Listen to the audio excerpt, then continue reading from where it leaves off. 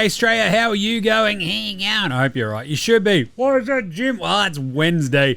Hump Day. March 19, all day. We've got an NBL Final Series Game 4 tonight. A decider. That'll be fun. I'm your host, James Clements, here in Larry Armour Studios. Just saying, we taped a pretty awesome interview today. It's going to be our Friday show, I reckon. It's a fun one. Just stay tuned for that. But today's show, Power Rankings. I mentioned this one yesterday. We're going to go through all 30 teams and give them a rank. Go the tiers. It's going to be fun. We've also got some very, very brief game wraps because there's only 4 games and a couple of them are shockers. I've got That's Not a Knife, Old Mate, No Mate, Spud of the Night, Better Than Lonzo, Ball. We've got some Nazi, Unpopular Bit of the Day, and Outback Takehouse where we're serving up a flame grilled take. There is the Australian Player Watch and an Andrew Gaze Grey MAMBA Award for Outstanding Achievement in the Field of Excellence. And then a pick and preview for a huge slate of games tomorrow, which is very fun and very cool. So, without further ado, let's get into it. Episode 1228 of NBA Australia. Let's go!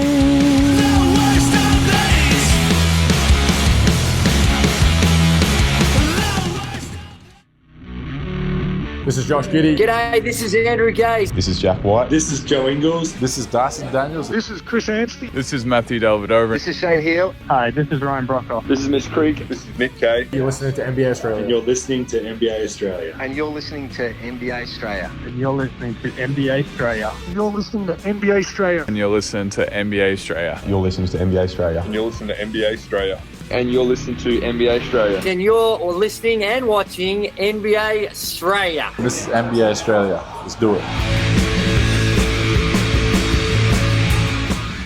Watch out for the shark attack. You better. We better watch out for the attack of who's playing tonight. That's how it goes. Jeez. A bit of a weird one today with some resting stars, etc. But anyway, let's get into today's show, the way we start every show here at NBA Straya with a daily. It's usually a bit of a gym whinge, but I'm feeling good today. Feeling pretty good, feeling pretty great. The interview that we taped this morning is absolutely awesome. You'll be stoked when you hear it. I was stoked just to do it, so good times. Let's get into some news. Steph Curry was out today with rest. Who's rest? I don't know. Is rest an affliction? Seems weird to list that as the thing. Thing is, SGA, Jalen Williams, Lou Dort, and Ousmane Deng are out tomorrow as well for the Thunder. SGA's being rested. We're going to talk about this in Yenars and the unpopular opinion of the day. OKC's already missing, what? They've got Hartenstein, hello, and Kaysen Wallace also already questionable. So, could be a very interesting one for the Thunders tomorrow. But it doesn't even stop there. Ty Lue. That's right, even coaches can't dodge this. He's out resting. No, he's got back spasms. And to be honest, if you've ever had any back problems, the last thing you want to be doing is like running along a sideline screaming at players and refs. So, jeez. Anyway, backs. Look, this is a long-held NBA Australia opinion. I don't screw with backs. They're just like, you can screw with backs. Like, that's the entire thing of the, was it the Beast with the Two Backs? That's a good one. That's one of your old dad jokes, I'll tell you. But, don't screw with backs. Corey Kispert, he's done for the season. What are the Wizards going to do now? No, they're already tanking. And Sabonis, the big Souvlaki king, Domantas Sabonis, out for at least 10 days with his ankle sprain that we mentioned briefly on yesterday's show. Right, let's do some quick game wraps. Game wraps. From today, we had the 4 games. Weird Wednesday. Well, it's a Tuesday over there, obviously, in the States. But, I don't know. They've got the NCAA first 4 to get into the NCAA tournament. Is the NBA afraid of them? I don't know what's going on there. It's weird. But it's also, they've got a huge slate tomorrow, so maybe it's just the inevitable dip. There was a big dip today. The Hornets are a big dip. No LaMelo, no Bridges, because they're just like, we're resting them. Don't want them to get injured in a meaningless game against Atlanta. And Atlanta's like, cool, 134-102. Dyson goes off. Trey goes off. Awesome game. We'll talk about Dyson later. Brooklyn sort of hung close with Boston. But the Extreme Zinger Meal. The Extreme Zinger Meal. Had a bit to say about that, didn't he? He was really good. Carved it up for the Celtics. And they had the all-female telecast broadcast, right? So, which was pretty good. And they're sort of pointing out, look, you know, he's had like a viral infection and he doesn't look gassed, which is obviously a really good sign. No Jaylen Brown, no Jason Tatum in this one either. They also got some rest. So, geez, I'll tell you what. You might hear a bit about resting over the next day or two. But the Extreme Zinger was supercharged today. So Supercharged Zinger Burger. He went off 25 and 13, 3 blocks. Crushed it. Yeah, good tanking by Brooklyn. Stayed close. End up losing 104-96. Then we had a couple of crackers. Milwaukee, Golden State. Golden State, obviously on a back-to-back. No Steph. No worries, man. It was pretty crazy. They just ran over them late. Milwaukee like got in this big run to like take the lead. Dame was feeling it all of a sudden. Then he just fell off a cliff. It was a lot of Kuzma and Brook in this one for the Bucks, which is pretty heartening. But the big problem was Draymond did a number on Giannis. Giannis had 20 points, 9 rebounds, 7 assists, 3 steals, and 2 blocks. Jeez, Jim, that's not bad. He went 5 of 16. 10 of 15 at the line. They're just like, go on, Giannis, beat us at the line. He's like, oh, Trey. Hey, Trey. I will try very hard.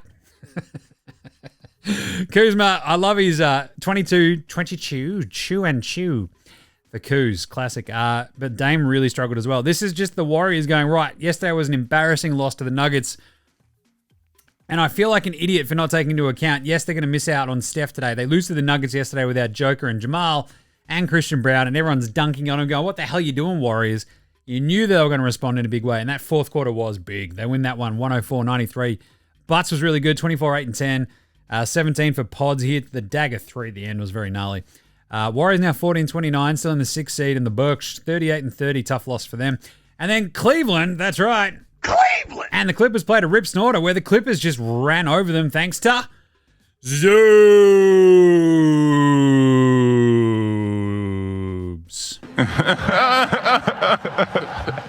Yeah, and Kawhi. Yeah, like Kawhi was very good too. But Zoobs had 28 and 20. It was awesome. Love me some Zubac.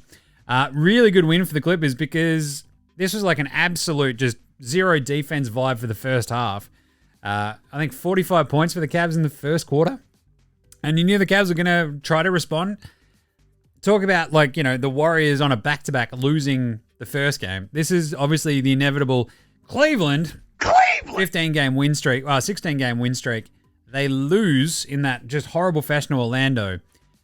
And this is why I tipped the Clippers. I'm like, I feel like there's another inevitable, oh, God, do we have the energy to get back up for this one? They played a really good game, but the Clippers were, I'm just saying, really bloody good. Harden was really solid. 20. He's obviously always solid, isn't he? Waka, waka, waka. I can say that. I'm fat as well.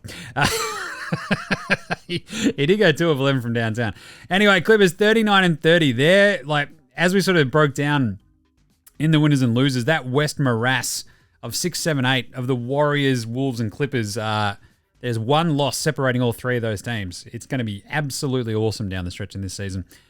While the Cleveland, they're fine in number 1. It's all good. Right, let's do an NBA Straya Approved Performer of the Day. Let's do it. Come on. That's not a knife. That's a knife. That is a knife. Jimmy Butler. Talk about a sick game. 24, 8, and 10. Oh, yeah, when you need my scoring, it'll be there. And it was today. Trae Young, 31, 8, and 3 steals, 11 to 25, and 9 from downtown. Look, this was important because Trae Young hitting threes is a completely different Trae Young to Trae Young just missing threes, obviously. Dyson Daniels, 22, 7, and 7 with 3 more steals. The most amount of steals in the NBA since Chris Paul in 2009. And he's still got 14 games to go.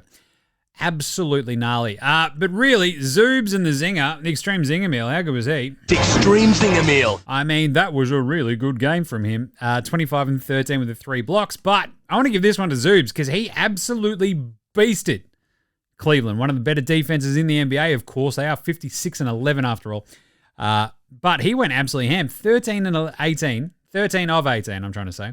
28 and 20 with 1 block, 1 assist. Absolutely put them on his back.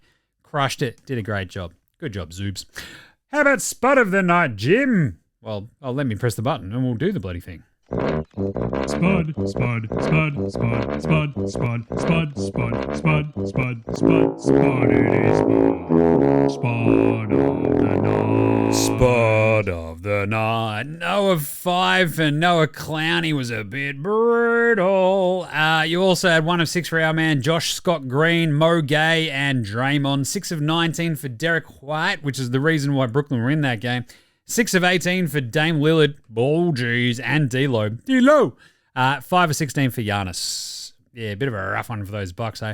But how about, that's right, Derek White not only went 6 of 19 from downtown, but he shot the magic number on threes. What did he shoot from downtown, Jim? Oh my God, he did it! Yeah! Chill! Woo! He went and shot 311. Thank you, Derek White, you little ripper. All right, who's old mate? No mates. Old mate, no mates. Old mate, no mates. Old mate, no mates. Old mate, no mates. Old mate, no mates. Old mate, no mates. Who's got no mates today? Giannis airballing a free throw was pretty funny. I enjoyed this. Like Kevin Looney basically helped basically save the reporter's life. As they were doing the post game sort of thing where he's just like, "Watch out!" Or pre-game one, just like nearly caught one in the head. I enjoyed that. It's like, yeah, he's sort of like the forgotten dude on that Warriors team. I enjoyed that. And he's like, just like, yeah, I've still got skills. Check this out. And Bogdan, I'll tell you what, there's 2 other ones. Bogdan went perfect from the field. He's fantastic. It's good to see Brian Shaw. That's right. Remember him? Fill-in coach for the Clippers, go absolutely ham and like back him up. But Baylor Shireman at the Celtics, he's going to pop up again in a second. Joey Muzz calls a timeout just as he's launching a shot that goes in. But then he came out of the sick buzzer beater on the after timeout. So good job. Baylor Shireman. Not bad. He's going to pop up in a second. Pansick of the night. Giannis airballed a free throw. It was, every time it happens, like it still blows my mind. It's like, you are a professional basketball player. If there's one thing that I can do with my bung shoulder is at least hit the bloody rim on a free throw. I'm not saying I'm going to get the free throw in, but I will hit the rim, I reckon, 100 times out of 100. This sounds like a gym challenge. To be honest, my fucking arm might just fall off after 13 attempts. But anyway, airballling a free throw is pretty great.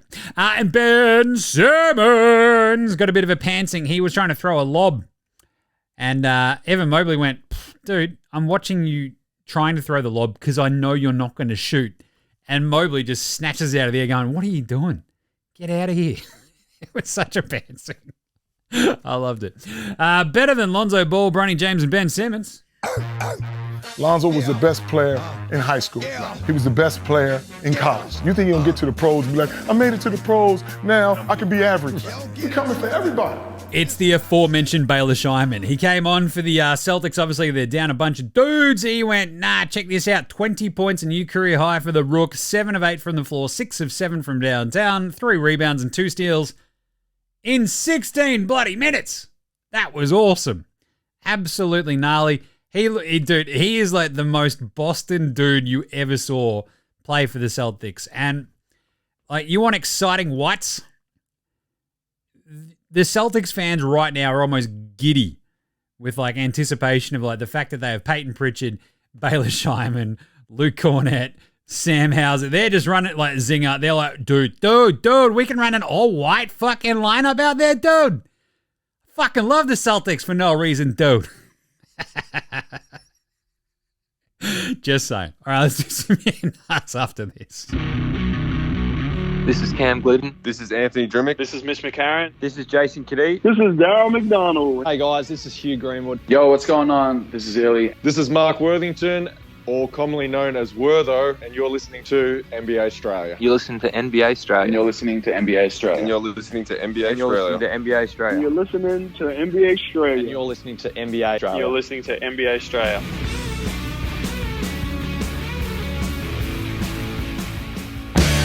All right, let's do some I've got some awesome ones today. Got some listener ones in there too. We had a great one from Dave Brown the other day about the MVP. He was like, Jip, Like, if you just did the sort of blind stats thing and we didn't know that Joker had won 3 MVPs already, like, he's the dude, right? And you're like, yeah, look, as I said, the argument is what you want your MVP to be, right? And it's, like, fun. Like, that's the fun part about MVP debates. It's like, as long as you can make an awesome argument for your dude, he's in the conversation. It's awesome. There was a great one, though. Is MVP actually the most valuable player? Yeah, nah. I mean, sometimes nah. And this is a great one. Cleaning the Glass. So I don't know if you're subscribed to Cleaning the Glass. They're like a really good nerd stats website. I use them all the time. They're fantastic. And they have incredible on-off numbers and stuff like that. They break it down hardcore. They had an awesome one the other day. The Thunder play like a 72-win team when the SGA is on the court. Like, just on the court, right? They're a 55-win team when he's off, so they're still fucking good. The Nuggets, when Joker is on the court, they're a 64-win team, right? They're on a 64-win pace when he's on the court. When he's not on the court, they're a fucking 17-win team. Now, this is pretty remarkable, right? Because these are like on-off numbers are always a little bit skewed because you sort of think about who are you playing with, what happens when you come off, what are the other lineups like. But Cleaning Glass actually does a really good job to sort of bring that all together. And the big thing with Denver is, yeah, when Jokic doesn't play, we've known for fucking ages that they just don't have a backup big worth his salt, and that their fucking entire team just sort of like they literally just go into damage control mode when he sits in the playoffs. And so that's where you go, oh, is Jokic just the most valuable player because his team is fucking horrible without him, whereas the Thunder are still pretty good even without SGA? It's a really good argument. There you go. That's a bit of an addendum, yeah, nah. This one, Anthony G. Off of the old Twitter. Yeah, nah, if you wanted to dismantle a title contender as quickly as possible so the team owners can move the team to another city, there is no better strategy than the one that Nico has deployed. Yeah, nah. Now, you might remember this one. This is one of the great conspiracy theories. To be honest, Anthony G is like, right, there's no better strategy. Yeah, there isn't. Like, he's absolutely nailed the strategy of, like, how can I turn the team, like, turn the fan base completely against me, have the team absolutely horrible, shorten our window of contention into actual now nothingness from wide open for the next 10 to 15 years. Nico's nailed it. Like, this is one I brought up yesterday, Q Grimes for the Caleb Martin trade. When it happened, you're like, I guess you're sort of trying to get some defensive versatility, but the dude was already fucking hurt. You've just traded for Anthony Davis. What did you think was going to happen, Nico? Right? And so Anthony's hit on this entire thing. This is the actual playbook that you'd probably now use from here on out. If you're like, so my beloved Seattle Supersonics, right? The way that they moved from Seattle to OKC was they gutted the team. This is almost what they did. They just completely fucking gutted the team. They do the Ray Allen trade. Rashard Lewis goes off to Orlando. Off they go, right? It fucking feels like ancient history now that I'm talking about it. Suddenly you've got like Luke Ridnour and Robert Swift, Mohamed Sane, like just dudes like this. And you're like, oh, but we've got Kevin Durant. And this is the thing, when you've got young, cost-controlled superstars on your roster in that sort of situation, you're like, this is great. The team's fucking horrible. We're going to get more draft picks and then we're going to fuck off. What Dallas have done is gone, we're going to pull the wool over your eyes. We're going to get rid of Luka because, well, I mean, if we were too good having him around, we'd look like fucking idiots if we wanted to move him to Vegas. Now they can go, oh, well, yeah, Kyrie's just gone. AD's always hurt. Yeah, we're fucked, man. Like, we're like a fucking 15-win team next year. And, like, all the Mavs fans have already, like, fucking bailed, which is their absolute just dessert. So that's their right to just go fucking piss off, dickheads. I'm sick of the Mavs. Fuck you. Yeah, Anthony G, that is the exact strategy that you would deploy, is to burn your entire team to the ground to the point where you might have to forfeit fucking games because you've got no fucking healthy players because you're so short-sighted that you've traded healthy players for injured ones and younger players for older ones. It's remarkable, especially ironic considering that they're like, oh, we're not entirely sure about Luka's health.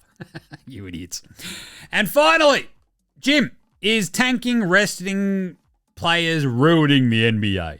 Yeah, nah. Now look at me, please. Look at me. Look at me. Look at me. It's also the unpopular opinion of the day. I mean, it is If you're buying tickets to a game, yes. If you're watching it like us over here in the good old Australia, you're kind of like, this game's a bit shit. But same as like that fucking like Warriors Bucks game today, it was still wildly entertaining. They still had Dame and Giannis, and the team that didn't have their star player fucking won. Same thing happened yesterday with Denver with Jam and Jamal and Nyoka. They're like, nah, it's all good, man. We're going to win anyway. The basketball was sick, and that's all that matters to me. SGA, he's going to be out tomorrow. Yes, this is like fucking game, 68, 67, 69 for a bunch of these teams. You're in the back half of March. You've got 4 weeks left in the season. If you're not going to give you dudes a day off here and there, like, if it not now, then fucking when? Like, and the NBA go, like when you got media folks out there go, it's embarrassing. It's an absolute embarrassment. It's a horrible look for the league. Well, fucking tell the league to have less games so the players can actually fucking rest properly, so they're not out there like Kyrie fucking in the coal mines 40 minutes a game and then tearing your fucking knee. And the weird thing is, of all the people that they've gone after for this resting stuff, Jokic and Steph, I don't know if they're the ones you want to be going after. Oh, it's embarrassing. How dare they rest that? Yeah. Jokic, he never fucking takes a game off usually. And Steph, he's like old as fuck, but has like been a warrior for years and years and years. The SGA one is where you can go, hang on a second, that's a bit fucking sus. He's like 25. What are we doing? But at the same time, like, yeah, I'm just such a fucking basketball nuffy that I'm just like, just give me the hoops. Oh, these stars aren't playing? Yeah, that fucking sucks. But until Adam Silver, oh, Jim, what should I do? Get fucking serious, mate. Either like pull like a couple of games out of the schedule and stop fucking crying about money. You've signed a 72 kajillion billion fucking dollar deal. Oh no, what are we going to do? We've got too much money basically at this fucking point. Just pull a couple of the games off the schedule. Give everyone like an equal amount of rest throughout the season. This shit isn't rocket surgery. But also, if you're going to be fucking hard about it, start finding the teams properly. Go, yeah, oh, rest, fuck off. That was a goddamn, like, remember when they were actually finding teams for resting players during actual, like, nationally televised games? What the fuck happened there? Not much, so anyway. Righto, bit of Outback Takehouse. This is time for Power Rankings. It's Wednesday now at Outback, that's right, Hump Day. That's right, we've got, the special is 2 for 1 Camel's Humps. We've gone out into the bloody Outback. We've gotten a couple of those bloody feral camels and just fucking bang, bang. Now your hump is sitting on your table. Go on, get into it. It's fucking rubbery as shit, but sure. It's camel humps. Only for Hump Day, and it's only at Outback. And today's Flame Grill Take. Let's do some week 21? 22 Power Rankings? All right. Power Rankings. The Tankathon teams. We barely need to talk about these, but at the moment it's the Jazz at the bottom. Charlotte, because they're just like fucking giving up the ghost completely. The Wizards, they're horrible as well. The Sixers. Then you've got like the Pelicans and the Nets, who are like this weird sort of mix of like, we're kind of still trying, but we're still tanking. But they're still definitely tanking. Don't worry about that. They're the Tankathon teams. Then we've got the tier that should be tanking harder than they actually seemingly are. And that is the Spurs and the Raptors. The Raptors have been way too feisty. It's like, what are you doing? Stop being so feisty, you. Quit it. And the Spurs just play fucking hard, but they just don't have their 2 super duper stars, right? They got old ass Chris Paul. Anyway, had Luka Doncic and now have no players because they're fucking idiots. That's the tier. That would be the Dallas Mavericks. Absolutely in free fall. Could fall out of the play-in. It would be hilarious and everyone's going to get to dunk on them. Absolute trash and might be completely just packing up for the season despite being in the 10 seed and still having to play a play-in game. And are they quitting on their coach? Question mark tier? That's Miami. Jesus. We're going to find out tomorrow. They've got a fascinating game tomorrow in Miami, but jeez. Now, you might remember last week we did Chaos Good and Chaos Bad as tiers. Chaos Bad. That's the Phoenix Suns. You don't know what the fuck's going to happen in any of their games, but it's going to suck. Chaotic Bad. Chicago. without Josh Giddey, it's like watching them, you're like, I don't know what's going to happen, but also this is not really great basketball. And the Trailblazers, they're also chaotic bad. There's like more chaos bad in sort of like their outcomes, which is fine because that's kind of what they're going for, right? The Blazers are like, we're kind of just throwing shit at the wall and we're seeing what happens. But that's probably good for them long term, if that makes sense. The chaotic good tier, that would be the Orlando Magic. They actually should be in the chaotic bad. Ugh, they're showing signs. But like that might be a tier of all to their own of showing signs, but they need to string some actual wins together. Gee, just imagine if they had a point guard like you've been yelling about for years now, Jim. Next up, chaotic good, Atlanta. They just play some awesome games every so often. You're like, that's fucking awesome. And then they'll play an absolute shocker and you're like, chaos. The Kings. Go figure out this team. I want to have them in the chaotic bad, but then every so often they just go, we're okay. Check this one out. And you're like, oh, all right. Like they beat the Grizzlies yesterday. It was bizarre. But still, so chaotic good for the minute. The Pacers are now in chaotic good. There's another team that's like, hey, Tyrese Halliburton's not going to play today. Check this out. And you're like, oh, well, you're going to lose. And then they beat the Wolves. And you're like, this makes no fucking sense. Chaotic good. And the Detroit Basketball Pistons. They're like not afraid of anybody. They will punch on with everybody. I love them. They are chaotic good. Puncher's chance. The Grizzlies. This is a puncher's chance of like winning a round or two in the playoffs, I reckon. The Grizzlies. It feels like though, Triple J comes back. Ja is sort of like still doing his in and out thing. They just need some time where they have their dudes together for an extended fucking run. Until then, they're a puncher's chance and nothing more. The Clippers, after today's game, you're like, hang on, they might have more than a puncher's chance, Jim. And I might actually put them now ahead of the Bucks because the Bucks now drop down below the Clippers for the puncher's chance because if you can't beat the Warriors without Steph, like what are you doing? The Rockets are also a puncher's chance because they are the second best team in the West right now. It feels like they're still very young, but they do have that balance. It just does sort of seem really, really hard to envision them getting past some of the other top West teams in like the semifinals or whatever, right? The could make a run tier. I've got the New York Knickerbockers of New York City. They are having some weird moments every so often, these Knicks. But there is like, you know, a little bit of a blessing in disguise, I guess, with the Jalen Brunson injury. He can get healthy, come back and freshen up for the playoff run. So I guess that's okay. They could make a run to the conference finals. Maybe the finals? Probably not. Warriors. I've got them ahead of the Knicks and just below the Nuggets because the Nuggets beat them yesterday. So the Nuggets and the Warriors are the next two and could make a run. The Warriors definitely could make a run now. If they've got a healthy Steph, and that's why they're resting him, and Jimmy Butts and everybody for this playoffs, like you don't want to play them in the playoffs. They're the 6th seed right now. Ugh. The 3 seed's like, come on, man. Really? The Warriors? Fuck you. The Nugs, obviously, could make a run. They've got the best player in the world. So they're very good. And if Aaron Air Gordon is healthy, if MPJ is healthy, if Jamal Murray is healthy, they could easily make a run. And the Wolves, we just saw them the other day go on this awesome tear, and then they fucking fall in a heap against Indy. They could still make a run, but there's just still those weird lapses that shit me up the wall. And they came very close to being in one of these other tiers in a second, but it's just a little bit too much of a jump because the next tier is have Luka Doncic. Yeah, that's... Again, it's the LA Lakers. Oh, God. So, yes, they could win the title because they've got Luka Doncic and LeBron James and apparently the fucking white mamba himself, Austin Reeves, the real GOAT. Now there's a specific tier by themselves. Fucking awesome, but have weird moments. That'd be your reigning champion, Boston Celtics. They're still just... Doesn't it feel like they're getting a bit too cute? But at the same time, if you're going to get cute, do it fucking now, right? Like you got 4 weeks to go in the season, 3 weeks, whatever.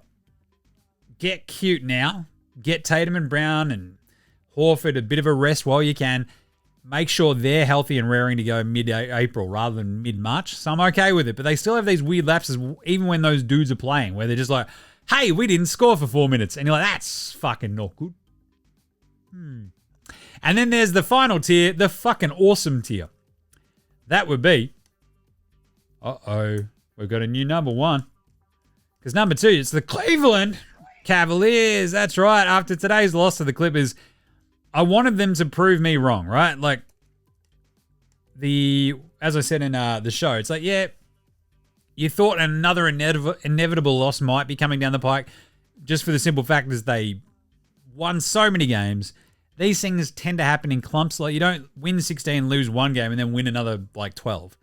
You tend to lose, 2 or 3, and then it's like, what's wrong with the Cavs? And then you rip off another 8-win streak or whatever. So I'm going to go the Cavs 2, then the Thunder, just because the Thunder, it doesn't matter what they're doing. They're just kicking the shit out of teams. It's chaos how good they are. Legitimately, hang on. Wow. The Bucks win was awesome. The Pistons game was sick. They beat the Celtics. That's the last week. They're number 1 for me. So there you go. All right, quick break. Then we'll be back with Australian Player Watch right after we hear from King Delhi. This is Matthew Delvedova, and you're listening to NBA Straya.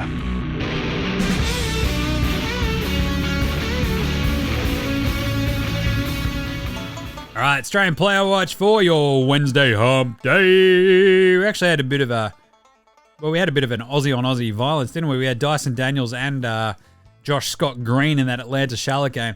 Dyson had an incredible game, as I posted, I think, to the old Twitter and Facey and IG. Dyson Daniels was incredible. 22, 7 and 7 with 3 steals and a block. He shot 10 of 12 from the floor. 1 of 2 from downtown, 1 of 3 at the free throw line. Absolutely carving it up. And as I keep saying, Defensive Player of the Year and Most Improved Player. Prove me wrong. He did that in 28 minutes. It was sick. The flip side, Josh Green had a rough one. He was a minus 24. He had 2 points, 3 assists, 2 rebounds, 3 turnovers. Went 1 of 6 from the floor and 0 of 3 from downtown. Jeez. It was a bit of a rough one, I'd say. And then the other Aussie in action was Box Hill, Benny. Ben Simmons played 13 minutes against Cleveland, who did not have Luke Travers. Benny was a plus 17 in his 13 minutes, but went 0 of 1 from the floor with 2 rebounds, 2 assists, and a steal. And Patty Mills-Copter did not play coach's decision in that one as well. No Taron Armstrong yet for the Warriors either, but you get that on the big jobs. I mean, especially when they've got a Pat Spencer. They're probably okay. And there you go. That's Australian Play Watch. How about an Andrew Gay's Grey Mamba Award for Outstanding Achievement in the Field of Excellence? Andrew Gay's Grey Mamba. Outstanding achievement here.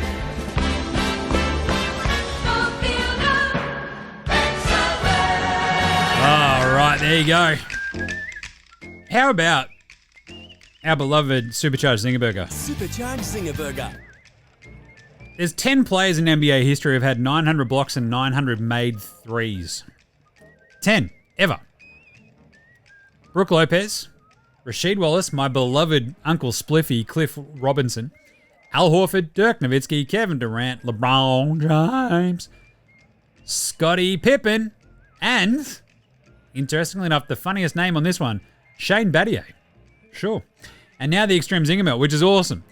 Because he's sort of like, he has a game like he did today against Brooklyn. You're like, that's like this weird little secret that the Celtics still have. They have Kristaps Porzingis. And I don't know if you've got squids out there like I do. Yes, I have squids. Jeez, Jimmy barely mentioned them. One of their favorite books is one of those ABC basketball books. And it's fantastic. And there's like one of them, goes through A. I don't know. Who's A in that one? I don't know, but Larry Bird is B. It's awesome. D is for like David Robinson or something. E is for like, I don't know, Elgin Baylor. But, it keeps going and going and going. It gets to the end of it, and it's like, our time is next. And it's like Anthony Davis, Giannis, and the unicorn, Kristaps Porzingis. And you sort of forget that, yeah, he's got 900 blocks and 900 threes. He is a fucking unicorn. It's crazy. That is absolutely gnarly. Anyway, the other one is Dyson Daniels. I mentioned this very quickly so far at the top of the show. He had 3 more steals today. That puts him at 194 for the year, which is the most in an NBA season since Chris Paul in 08-09, right? Chris Paul had 216 all up. Dyson Daniels has 14 more games to get, 22 more steals. I reckon to be right. He averages 3 a game. So We'll see what happens. Either way, I want to see Dyson win Defensive Player of the Year. It is absolutely ridiculous. And one of my most hated things is the death cult of steals is actually bad defense. Yes, that's right. Forcing a turnover on the other team so you have the possession of the ball is bad defense. What the fuck? It's the dumbest shit in the world. Oh, but you see, if you gamble and get out of position. No, if you're a good fucking defender, you're not actually gambling most of the time for those steals. Just watch Dyson play. Do you think he's gambling for those steals? No, he's fucking body on body pressure and his hands are fucking quicker than lightning. It's like a bloody inland taipan. That could be his nickname, just saying. Anyway, Dyson, Defensive Player of the Year and Most Improved Player, if you ask me. Nobody did, Jim. Nobody did. All right. Still a bit of a Paddy Mills Game Day Ball, a Game Day Twitter check-in. And then we will do a... What do we got from Paddy? We'll do the game previews for tomorrow. Where's Paddy with the good hair? Oh, Nick K. Oh, thanks, Mrs. Tomoko. They look great. Oh, the Boomers shoes for the squid. That's awesome. Nick K with awesome kid shoes. Yeah, that'll do. Nothing else there for Paddy. Oh, no. New story. Here we go. Oh, looking good in the blue. Paddy, that is nice.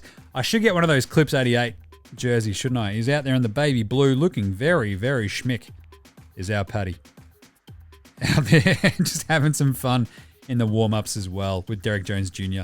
Classic. That's good. Go check out Paddy's IG. Game Day Baller, Game Day Twitter check-in. All right, let's do some previews for tomorrow. Game previews. Game previews. Thanks, Inadvertent Bane. Not a problem, Jim. How's it all going? Yeah, good. As I said, the interview this morning was awesome, so can't wait for that one. We went 2 of 4 on the picks today. We nailed the Atlanta and Clippers picks, missed out on Boston at the line and Milwaukee. But remember, you can follow all the picks over at Dabble. That's right. Bang in the code NBA Straya. Click on the link in the show description or on the Facey IG morning videos that we do. All the picks are over there. We've got some same game multis, the best multi as well each day. If that's your thing, get on it. Help support this pirate ship over here of NBA Straya. Use that code NBA Straya over at Dabble. Click on the link in the show description. Bang, off you go. Anyway, got some interesting games tomorrow. Dallas at Indy. This is a fascinating... Dallas, have they got any players? No. I'm going to go Indy, -8.5. It feels like Indy could play without Halliburton and just still absolutely smoke this Dallas team. So we're going to go Indy. Houston, Orlando. It's a 1995 NBA Finals rematch. We've actually got 2 90s Finals throwbacks tomorrow. Houston at Orlando. The Rockets have been obviously shredding, right? They've got, the longest win streak in the NBA right now. They have sort of only just fallen over the line a couple of times. I think they should be okay against the Magic. The Magic at home, I'm still just worried about their lack of a point guard. I think the Rockets should be a little bit too good. It's a 2.5 point line for the Rockets. We'll go Houston. Now, this is one I mentioned earlier, Miami. They're hosting Detroit.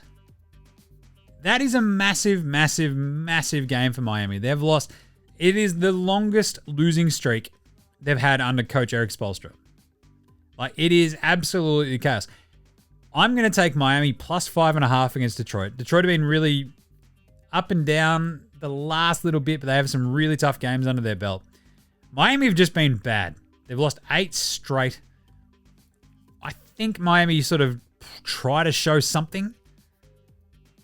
Try, maybe. They might still lose, though. So I'm going to go Detroit win, Miami cover. New Orleans go to Minnesota. The Pelicans obviously lost Trey Murphy as well. They're just like, they've got no dudes left at this point. Minnesota, though, I mean, losing to an undermanned Indy the other day, they're 12.5 point favorites at home. Can Minnesota do that? 12.5? I think so. I think they get back in the winner's circle and absolutely go ham on them.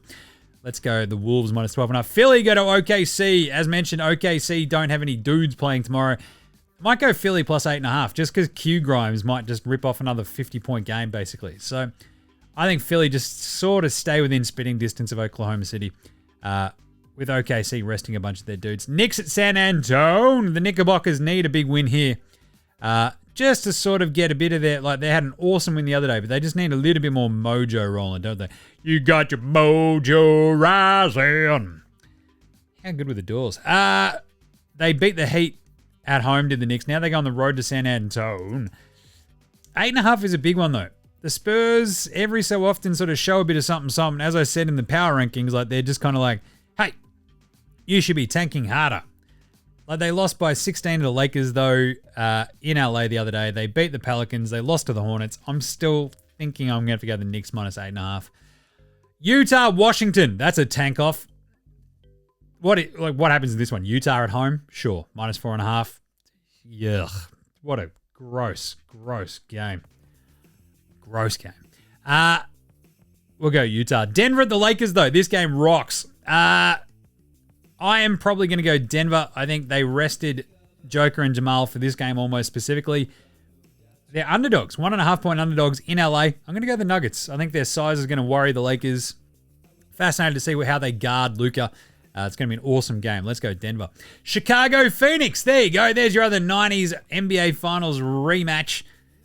Phoenix trying to get some revenge for the Chuck Barkley, Kevin Anderson, Thunder Dan Marley Suns. I'm going to go the Bulls plus 6.5 because Phoenix, I just don't trust them at all to cover a 6.5 point line. Phoenix might win. Bulls are just still feisty.